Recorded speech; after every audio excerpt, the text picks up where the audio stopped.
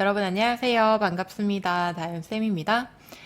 저희 전산 세무 2급 109회차 이론풀이 시작하도록 하겠습니다.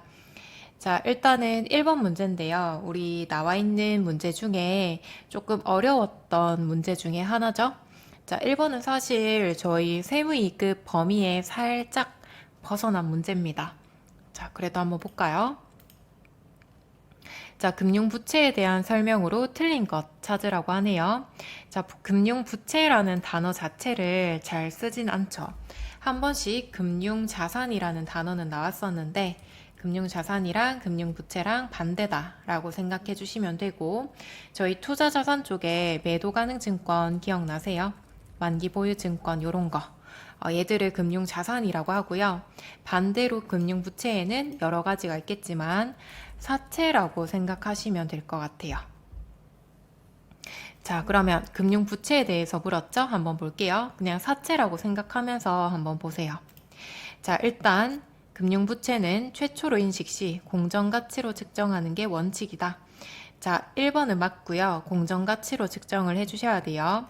자, 그 다음에 2번 양도한 금융부채의 장부금액과 지급한 대가의 차액은 기타 포괄 손익으로 인식한다. 자, 2번이 틀렸는데요. 기타 포괄로 인식하지 않고요. 단기 손익으로 인식을 합니다. 단기 손익. 단기 수익 비용으로 회계 처리해 주셔야 돼요. 자, 그리고 3번. 후속 측정 시 상각 후 원가로 측정하는 것이 원칙이다. 자, 사채 파트 배우실 때 사채 액면 금액이랑 발행 금액이랑 달랐던 거 기억나시나요? 자, 만약에 액면 금액이 100만 원짜리인데 저희가 할인 발행했다. 그래서 98만 원에 발행했다. 그럼 2만 원 차이가 발생하죠. 이 2만 원을 사채 할인 발행 차금이라고 하는데 이 2만 원을 가지고 상각하는 게 있었어요. 그걸 상각 후 원가라고 하고요. 사채 파트에서 다시 한번 확인해 보세요. 자, 3번은 맞습니다. 자, 4번. 금융채무자가 재화 또는 용역을 채권자에게 제공하여 금융부채를 소멸시킬 수 있다. 이것도 맞죠? 자, 그래서 일단은 2번이 틀렸고요. 사실 1번 같은 경우에는 내가 내용을 잘 모르고 틀렸다고 하더라도요. 크게 여러분들 시험 당락에 결정을 짓는 문제는 아니거든요. 그래서 문제를 풀다가 내가 공부하지 못한 범위가 나왔다. 그런 문제 한 문제 정도는 충분히 나올 수 있습니다. 회차마다 한 문제 정도는 꼭 끼어 있어요. 거기에서 이제 1번이 그런 문제죠. 109회차에서는. 자, 그래서 나왔으니까 정리는 해주시되 중요한 거 위주로 봐주시면 좋을 것 같습니다. 자, 그 다음에 2번. 요런 것들은 어렵긴 하지만 시험에 굉장히 자주 출제되는 유형이죠. 요런 것들을 공부하셔야 되는 거예요. 자, 시장성 있는 유가증권에 대한 설명이다. 옳은 것을 찾아라 라고 하네요. 자, 단기 매매 증권이랑 매도 가능 증권이랑 이 두 개를 비교해서 묻고 있네요. 자, 그러면 매도 가능 증권, 단기 매매 증권 두 개 구분해서 회계 처리부터 한번 해보도록 할게요. 자, 일단은 단기 매매 증권을 취득했다부터 볼까요? 자, 8월 5일 500주를 4,000원에 매입했다. 차변의 단기 매매 증권 500주 곱하기 4,000원 하시면은 200만 원이죠? 200만 원. 자, 그 다음에 대변에 현금으로 지급했다라고 가정하겠습니다. 자, 그 다음에 이제 결산이 됐어요. 결산에 주당의 공정 가치는 5,000원이다. 자, 그러면은 지금 4,000원에서 5,000원으로 1,000원 증가했죠. 그죠? 그리고 500주 가지고 있었습니다. 500주 곱하기 1,000원 하셔가지고 50만 원을 증가시켜 주시면 돼요. 오른 만큼 증가시켜주고, 자, 대변에는 단기 매매 증권을 기말에 평가해서 이득봤다. 단기 매매 증권 평가 이익. 이렇게 써주시면 되고, 단기 매매 증권 평가 이익은요, 얘는 어디로 가냐면, 영업 외 수익 쪽으로 들어갑니다. 다시 말하면 수익 계정이에요. 자, 그 다음에, 취득 결산, 그 다음에 처분 볼게요. 처분. 자, 4월 30일 날 주식 전부를 주당 6,000원에 처분했다. 자, 그러면 돈 들어와야겠죠? 현금이라고 가정할게요. 자, 6,000원이었고요. 주당 500주예요. 그러면 두 개를 곱하셔가지고 현금 300만 원 들어왔다 적어주시고, 자, 대변에 단기매매 증권 나가야겠죠? 자, 저희가 단기매매 증권 얼마 가지고 있어요? 더해주시면은 250만 원 가지고 있죠. 그럼 250만 원 처분시켜주고, 자, 그럼 250만 원짜리를 300만 원 받고 처분했죠. 그럼 대변에 단기매매 증권 처분 이익으로 잡아주시고요. 이 계정 과목도 마찬가지로 영업의 수익 쪽으로 들어갑니다. 이렇게 분개해 주시면 돼요.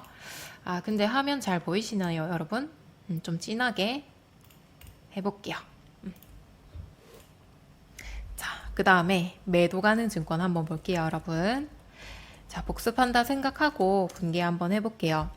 자, 취득했다 매도 가능 증권, 이번에는 매도 가능 증권으로 200만 원 동일하게 잡아주시면 되고요. 자, 대변에 현금 할게요. 200만 원. 자, 그 다음에 결산이 됐습니다. 자, 여기도 마찬가지. 자, 4,000원이었는데 5,000원 됐다. 1,000원 증가했죠. 거기다가 500주. 그럼 이번에도 마찬가지.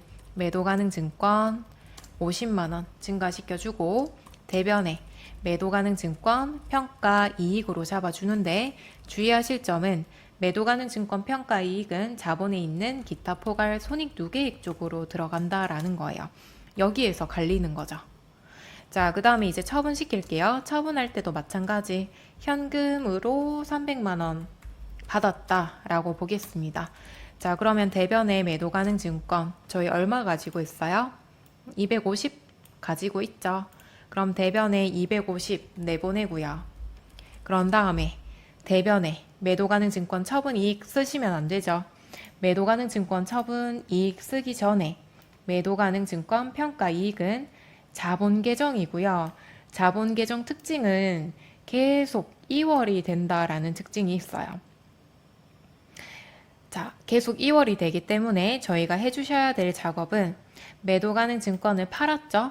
그러면 매도 가능 증권이랑 관련이 있는 평가 이익을 제거를 해주셔야 돼요. 장부에서 제거를 시켜주셔야 됩니다. 자, 그래서 차변에다가 매도 가능 증권 평가 이익을 제거를 시켜요. 자, 이거 조금 줄여서 써도 될까요? 매평익이라고 쓸게요. 50만 원을 차변으로 보내면서 제거합니다. 감소시킵니다. 자, 그러면 차변이 350, 대변이 250, 대변에 금액이 남죠. 그럼 이제 매도 가능 증권 처분해서 이익 봤다. 350이니까 대변에도 350 써주고, 자, 그러면은 얘들 매도 가능 증권 처분 이익 100만 원 그냥 나온 게 아니고요. 실제로 현금 나간 금액이랑 실제로 현금 들어온 금액이랑 두 개를 비교해 주시면 돼요. 다시 얘기하면 취득 금액이랑 처분 금액이랑 두 개를 비교하면 200만 원 나갔다가 300만 원 들어온 거죠. 그럼 결론은 100만 원 이득 봤다. 얘가 남는 거죠. 자, 이렇게 해주시면 되고, 일단은 제가 설명 한번 드리려고 회계 처리를 쭉 한번 해봤습니다. 자, 그러면 문제 하나하나 볼게요. 자, 1번. 단기 매매 증권으로 분류할 경우 매도 가능 증권으로 분류하였을 때보다 2022년 단기 순이익은 감소한다. 자, 이익 감소하는지 볼까요? 감소하나요? 아니죠. 오히려 증가하죠. 왜냐하면 단기 매매 증권 평가 이익은 수익으로 들어가기 때문에 오히려 단기 순이익은 증가해야 됩니다. 자, 단기 매매 증권으로 분류할 경우 매도 가능 증권으로 분류하였을 때 22년 기말 자산이 더 크다. 자, 결산가지가 22년이거든요. 자, 얘들은 자산인데 자산 금액 어때요? 둘 다 똑같죠? 더 크지 않습니다. 둘 다 같습니다. 2번도 틀렸고요. 자, 매도 가능 증권으로 분류할 경우 처분 시 매도 가능 증권 처분 이익은 50이다. 맞나요? 아니죠? 처분 이익은 100만 원입니다. 틀렸죠? 자, 그러면 4번이 정답이겠네요. 자, 매도 가능 증권으로 분류할 경우 단기 매매 증권으로 분류하였을 때보다 23년 단기 순이익은 증가한다. 자, 처분했을 때가 23년이거든요. 자, 우리 단기 매매 증권 처분이익 50으로 잡혔죠. 그죠? 수익이. 자, 23년도에 매도 가능 증권 처분 이익, 영업의 수익은 100만 원으로 잡혔죠. 그러면 매도 가능 증권으로 분류했을 때 단기 순이익이 더 크겠죠. 금액이 크니까 정답은 4번입니다. 자, 그 다음에 3번. 3번. 요런 거는 꼭 풀어주셔야 돼요.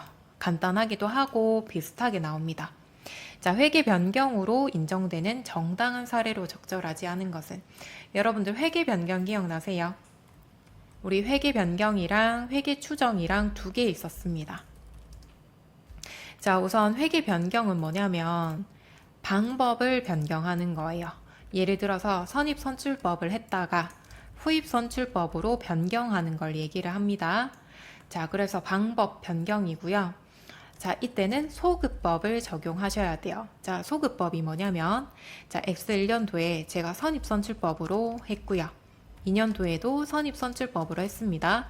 자, 근데 3년도부터는 제가 이제 판매하는 상품의 종류가 바뀐 거예요. 그래서 후입선출법으로 하는 게 더 적절한 정보를 제공하겠다 라는 판단이 서서 후입선출법으로 바꾸려고 합니다. 자, 그럴 때는 어떻게 하셔야 되냐면 후입선출법으로 단기부터 바꾸는 게 아니고요. 우리 앞부분에 했던 이 방법들을 후입선출법으로 다 고쳐주셔야 돼요. 자, 이렇게 다 고치는 거를 소급법이라고 합니다. 소급해서 다 고쳐야 돼요. 자, 그 다음에 회계 추정은 뭐냐면 추정치를 변경하는 거예요. 예를 들어서 대손율이다. 그럼 1%였다가 2%로 바꾸고 싶다 라고 하는 게 회계 추정입니다. 자, 회계 추정은 전진법으로 하시면 돼요. 자, X1년도에 대손율 1%, 자, 2년도에는 1%, 자, 그냥 3년도부터는 2%로 바꾸고 싶어요. 자, 그럴 때에는 추정치 자체가 사실 바꾼다고 해서 그렇게 크게 영향을 주진 않거든요. 중대하게 영향을 미치진 않기 때문에 어떻게 하시냐면 앞에 거를 다 바꾸는 게 아니고요. 앞에 거 그대로 놔두고 단기부터 쭉 고쳐 나가시면 돼요. 이걸 전진법이라고 합니다. 자, 그래서 3번 내용이랑 크게 관련은 없지만 얘들도 충분히 나올 수 있기 때문에 같이 정리해서 봐주시면 좋을 것 같고, 자, 그러면 적절하지 않은 거 한번 볼게요. 자, 회계 변경. 우리 아까 선입선출법 했다가 후입선출법으로 바꾸고 싶다라고 했을 때에는 자기 마음대로 바꾸시면 안 되고요. 정당한 이유가 있어야 돼요. 자, 1번 회계 기준이 바뀌었다.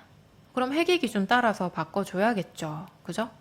자, 2번 기업 환경에 중대한 변화가 생겼다. 그래서 종전의 회계 정책을 적용하면 재무제표가 왜곡된다. 자, 제가 제품의 종류가 바뀌어서 후입선출법으로 보고하는 게 맞다 라는 판단이 들면은 고치면 된다라고 했었죠. 자, 그 다음에 3번. 자, 동종 산업에 속한 대부분의 기업이 채택한 회계 정책 또는 회계 추정 방법으로 변경함에 있어서 새로운 회계 정책 또는 추정 방법이 종전보다 더 합리적이라고 판단되는 경우. 자, 바꾸는 게 더 유용하고 합리적이다. 그럼 바꾸시면 돼요. 자, 4번이 틀렸고요. 세법 규정을 따라야 돼서 바꾼다. 자, 이거 그냥 보면은 세법, 법이니까 법 따라가야 되는 거 아니냐라고 생각할 수 있는데 저희는 지금 회계 기준으로 생각을 하셔야 돼요. 회계 기준으로. 회계 기준으로 생각을 하셔야 되기 때문에 세법이랑 별개입니다. 그래서 4번이 정답이에요. 자, 회계에서는 세법 규정을 따르기 위해서 변경한다. 정당한 사유로 인정하지 않습니다. 이걸 얼핏 보면 맞는 것 같거든요. 근데 요거는 틀린 거니까 잘 봐주셔야 돼요. 자, 자주 나옵니다. 3번 같은 경우에는. 자, 그 다음에 4번. 자, 4번도 잘 봐주셔야 돼요. 자, 1번. 개발비 중에 연구 단계에서 발생했다. 비용으로 인식한다. 맞죠? 자, 우리 개발비에서는 두 가지 단계가 있는데 연구 단계, 개발 단계. 연구 단계에서 발생한 그 금액들은 비용으로, 연구비로 처리해 주시고, 개발 단계에서 발생한 거는 만약에 무형자산 요건을 충족했다. 그럼 개발비라는 자산으로 처리해 주시면 되고, 무형자산 요건을 충족하지 못했다 라고 하면은 비용으로 처리하셔야 돼요. 경상 연구 개발비라는 비용으로 처리하셔야 됩니다. 자, 그리고 연구 단계로 봐야 될지, 개발 단계로 봐야 될지 애매하다 그러면은 무조건 연구 단계로 보고 비용 처리해 주시면 됩니다. 자, 그 다음에 2번 합리적인 방법을 모르겠다 라고 하는 경우에는 정률법이 아니라 정액법으로 합니다. 2번이 틀렸죠. 자, 3번 직접상각법이랑 간접상각법을 모두 허용하고 있다. 자, 우리 직접상각법은요. 차변의 부영자산 상각비하고 대변에 만약에 특허권이다. 그럼 특허권 자산 감소를 바로 시키는 거예요. 근데 간접상각법은 뭐냐면 무형자산 상각비하고 대변에 자산을 직접 감소시키지 않고요. 감가상각 누계액이라는 자산을 차감시키는 계정을 가지고 간접적으로 차감하는 걸 얘기를 합니다. 근데 일반 기업 회계 기준에서는 둘 다 허용을 하고 있고요. 근데 보통은 직접 상각법으로 하고 있긴 합니다. 자, 그 다음에 4번 내용 연수는 법적으로 정해진 내용 연수와 실제적으로 사용하는 경제적 내용 연수 중에 짧은 것으로 합니다. 이것도 맞습니다. 자, 2번 잘 봐주시고요. 4번은 무조건 이런 거 나오면 무조건 맞춰야 돼요. 기본적인 내용입니다.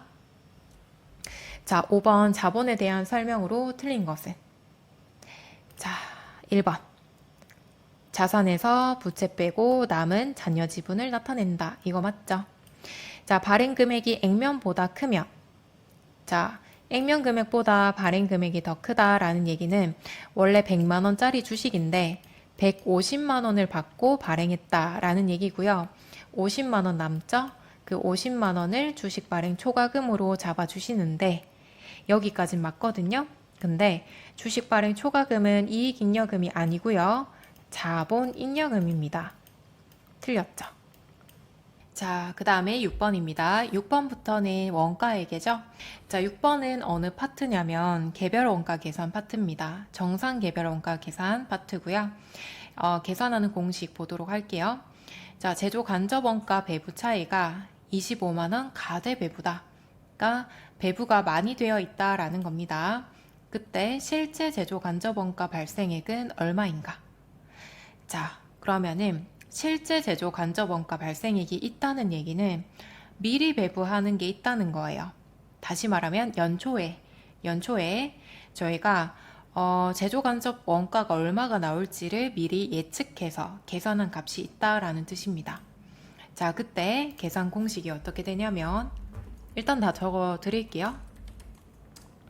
자, 예정 배부액은 예정 배부율에다가 곱하기 실제 조업도를 곱하시면 되고요. 여기에서 조업도는 작업 시간이 될 수도 있고 기계 작업 시간이 될 수도 있고 그냥 내가 이런 거를 조건으로 걸겠다라고 하는 것들 다 들어올 수 있어요. 자, 이렇게 봐주시면 되고 자, 그러면 여기에서 예정 배부율이 얼마인지 나와 있죠? 근데 혹시나 다른 문제 푸실 때 예정 배부율도 얼마인지 나와 있지 않은 경우가 있어요. 그런 경우에는 저희가 직접 계산을 해주셔야 되거든요. 그래서 이것까지 한번 말씀을 드릴게요. 자, 얘는 예정 제조 간접비, 그러니까 제조 간접비 자체를 예측을 하는 거예요. 여기에다가 조업도까지 예측을 해서 나눠주시면 예정 배부율이 나옵니다. 자, 근데 이 문제에서는 예정 배부율이 나와 있죠. 작업당 3,000원이다. 그러니까 작업 1시간 하는 동안 3,000원 나온다라는 뜻이에요. 자, 그럼 3,000원 곱하기 실제 조업도. 자, 작업 시간은 1일당 5시간이고요. 총 100일간 작업을 했대요. 그럼 실제 조업도는 5 곱하기 100을 하셔야겠죠. 자, 이렇게 하시면 얼마 나와요? 150만 원 나오죠. 150만 원. 자, 그러면은 저희가 예정, 연초에 예정 배부한 게 150인데 25만 원 과대 배부한 거래요, 얘가. 그러면 실제는 얼마였다? 125만 원이었다 라는 뜻입니다. 자, 그래서 과대 배부 요거 헷갈린다 라고 하시면은 이 방법 한번 써보시면 어떨까요? 요거는 그래도 좀 외우기는 해야 되는데 이렇게 T자 모양 그려주신 다음에 여기는 실제, 여기는 예정, 그 다음에 과대, 과소. 얘를 좀 외우기는 해야 돼요. 만약에 헷갈린다 하시면 외워서 넣는 게 좋겠죠? 자, 지금 예정이 그리고 얘는 T자 모양이니까 둘 다 금액이 같아야 돼요. 자, 예정이 150이고요. 그 다음에 25만 원이 과대다. 그럼 여기에다가 25만 원을 넣어줘요. 자, 두 개가 같으려면은 실제 125만 원이 채워져야 둘 다 150이겠죠? 이렇게 외워주셔도 되고 아니면 150이 나왔는데 많이 배부했다. 그러면 빼주시면 되는 거겠죠. 자, 그 다음에 7번 볼게요. 자, 원재료는 50만 원이다. 초 원재료 재고액이 2023년 말 원재료 재고액보다 5만 원이 적을 경우 2023년에 원재료 매입액은 얼마인가? 자, 이렇게 나왔을 때 여러분들이 그 T 계정을 알고 계셔야겠죠. 그죠? 자, 일단은 기초, 그 다음에 단기 매입, 자, 그 다음에 투입하면 재료비, 요거는 사용한 거, 사용하면 재료비. 자, 사용하지 않고 창고에 남아있으면 기말 원재료가 되는 겁니다. 자, 일단 이렇게 깔아주시고요. 그림으로 T자 그려서 넣을게요. 이렇게 원재료의 T 계정입니다. 자, 그럼 일단은 사용한 원재료는 50이다. 그럼 사용한 거는 50만 원 넣어주시고, 자, 여기에서 원재료 매입액을 물었죠? 자, 얘를 구하시려면 차변 대변 같다. 요거를 가지고 구하시면 되는데, 자, 2023년 초 원재료 재고액이 기말 원재료보다 5만 원이 적다. 자, 그러면 기초를 0원으로 둬요. 빵원.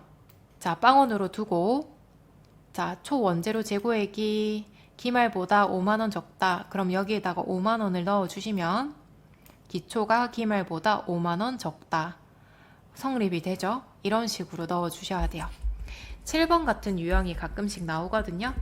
이렇게 잡아주셔야 돼요. 이렇게 잡아주시면 단기 매입은 55만 원이다 라는 게 나오는 거죠. 차변 대변이 같아야 되고 기초가 빵원이기 때문에 단기 매입은 55만 원. 자, 그 다음에 8번 제조원가 명세서를 작성하기 위해 필요한 내용이 아닌 것은, 자, 제조원가 명세서는요, 말 그대로 제품을 제조하기 위해서 들어간 원가가 얼마인지 계산을 해보겠다라는 거고요. 자, 얘들은 잘 모르겠다 하시면 프로그램 들어가 보시면 돼요. 자, 이렇게 프로그램 들어오셔서 제조원가 명세서를 열어보시는 거예요. 결산 재무제표 보면은 제조원가 명세서 있죠? 여기 한번 들어가 주시고, 자, 날짜는 12월 할까요? 12월. 자, 여기에서 없는 거 찾아주시면 돼요. 자, 여기에서 없는 거는, 자, 직접 노무원가 발생액, 노무비 들어가 있죠. 재료비 들어가 있죠. 자, 그 다음에 직접 재료 구입액이랑 사용액 이렇게 나와 있네요. 자, 구입액은 매입액, 사용액은 재료비 들어가 있죠. 그죠? 자, 그럼 여기 없는 거는 단기 기말 제품 재고액 3번이 없고요. 모르겠으면 검색하시고, 자, 제조원가 명세서에 필요한 내용이 아닌 것 많이 나오는데 기말 제품 재고액 없고요. 그 다음에 또 많이 나오는 게 매출원가거든요. 매출원가도 없습니다. 자, 그 다음에 9번 볼게요. 자, 9번은 직접 배분법을 사용한다. 자, 직접 배분법을 사용하고, 자, 보조부문 A와 B의 원가가 각각 150, 160이다.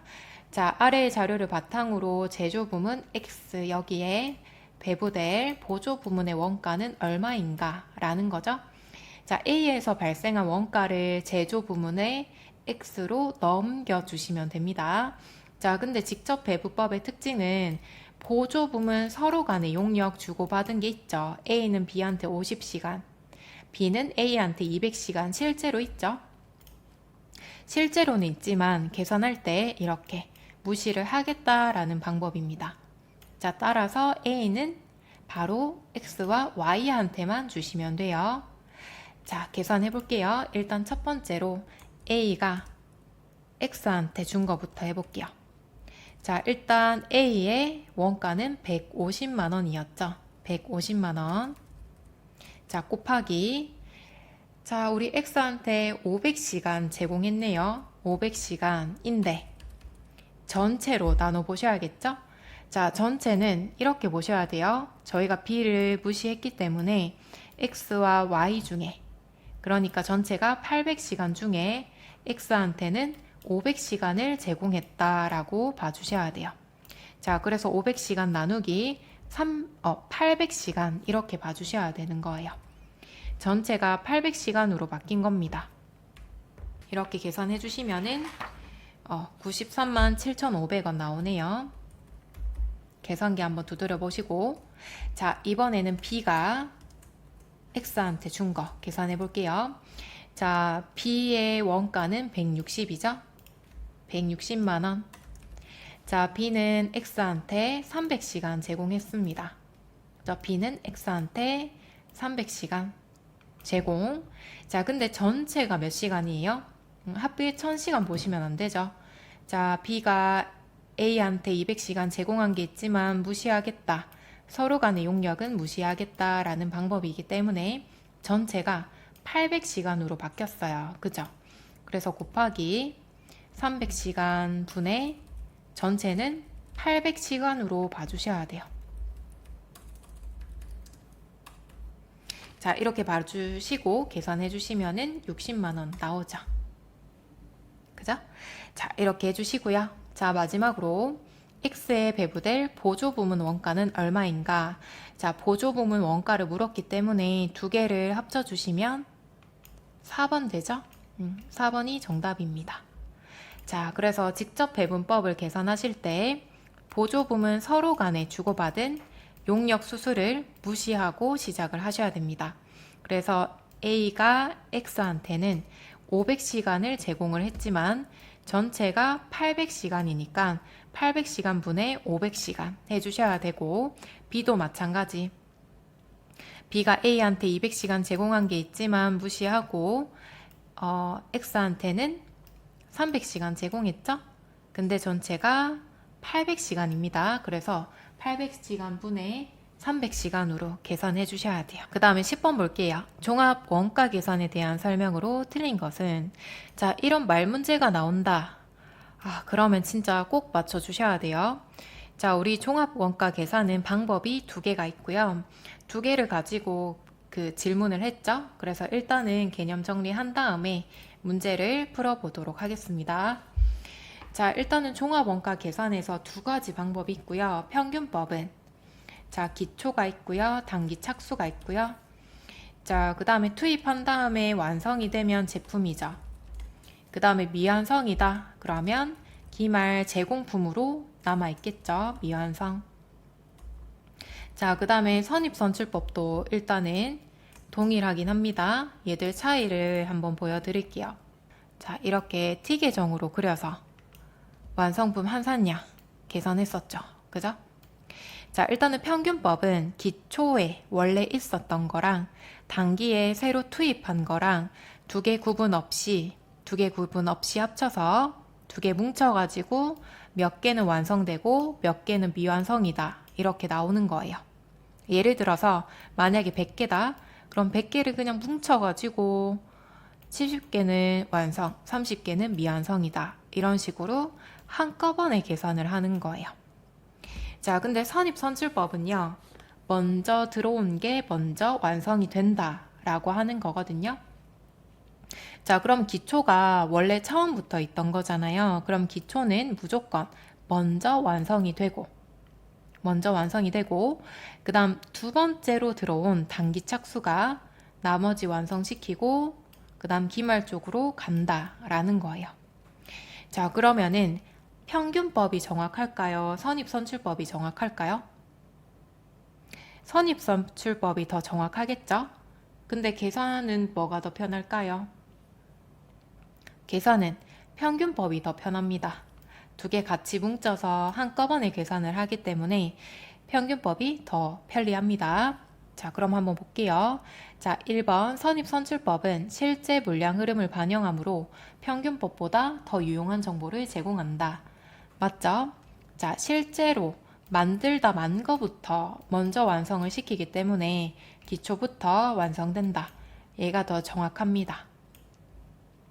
자, 평균법은 단기 이전에 착수된 기초도 단기에 착수한 것으로 본다. 맞죠?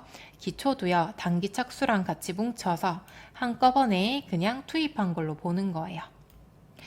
자, 3번 선입선출법이 평균법보다 간편하다. 아니겠죠. 다 따로 계산해줘야 되기 때문에 더 복잡하고 어렵습니다.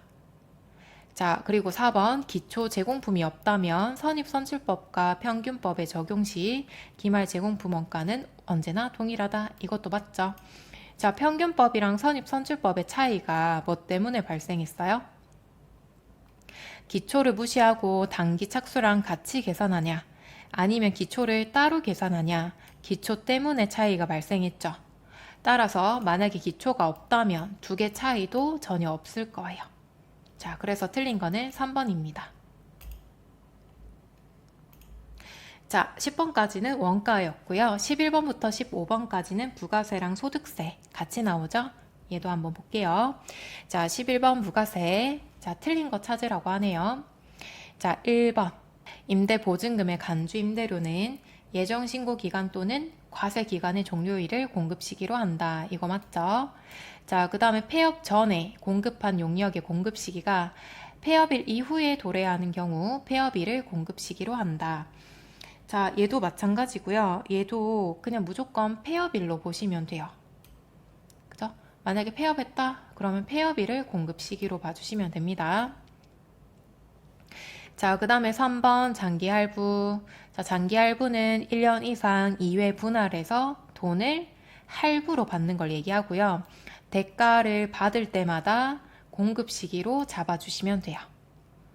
자, 그 다음에 4번이 틀렸고요. 용역의 각 부분을 받기로 한 때 대가를 받지 못했다. 그러면 공급 시기로 보지 않는다?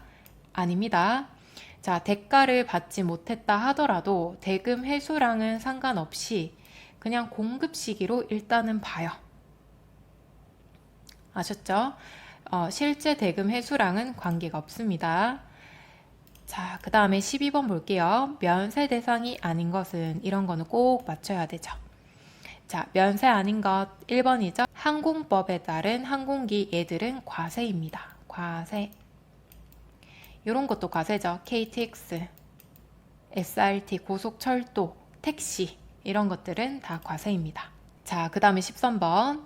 자, 재화의 공급에 해당하는 거래를 찾아라. 재화, 물건 거래 찾으래요. 자, 1번 과세 사업자가 사업을 폐업할 때 자기 생산 취득 재화가 남아있는 경우. 자, 폐업할 때 남아있는 경우 이거 다 재화의 공급으로 봐서 부가세 신고하고 폐업하자. 이런 걸 간주 공급이라고 했죠. 1번입니다. 자, 나머지는 재화의 공급으로 보지 않고요.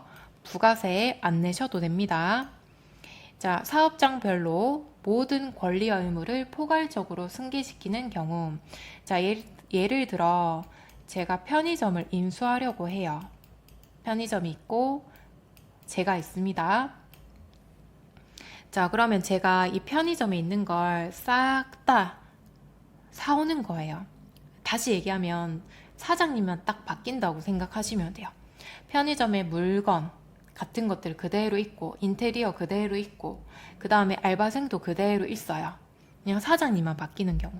자, 그럼 편의점을 넘기는 사람은 저한테 넘기는 사람은 매출액이 발생하겠죠? 예를 들어 100만 원이라고 가정할게요. 부가세 10만 원.